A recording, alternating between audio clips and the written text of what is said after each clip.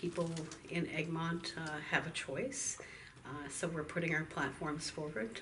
I'm putting my record forward as well. And on October 19th, people will make a choice, and that choice will be whether they want strong leadership for Canada's economy, or whether they want Canada to go back into a deficit and have higher taxes. I think that the choice is clear.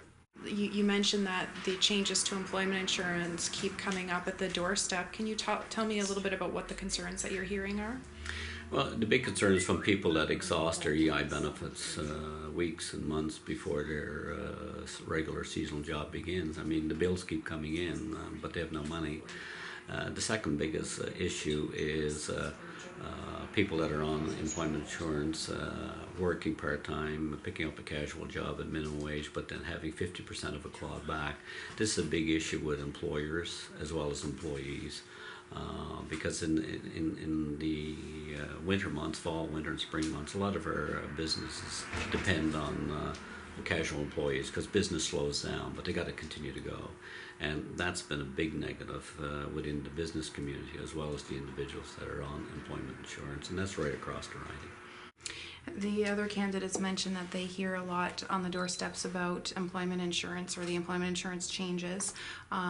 Is that something that you hear about? I haven't heard much about the employment insurance changes. What I have heard is that one gentleman in particular, a young person, said to me, we don't want to hear about employment insurance, we want to hear about jobs because we want to work. So the other issue too that we discussed was the employment insurance changes. That seems to be an issue that you said that it is raised at the doorstep a lot, and of course the Liberal candidate in the area says that it comes up on the doorstep, but the Conservative candidate, Gail Shea, she says she doesn't hear it as often. What do you think is happening there?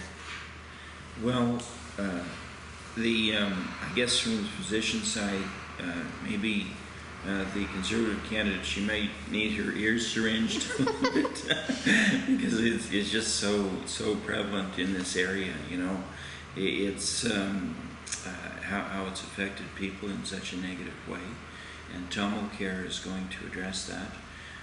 Try to repair the damage that's been done by the Liberals, who first raided the fund, took $50 billion out of the EI fund and used it to give tax breaks to large corporations.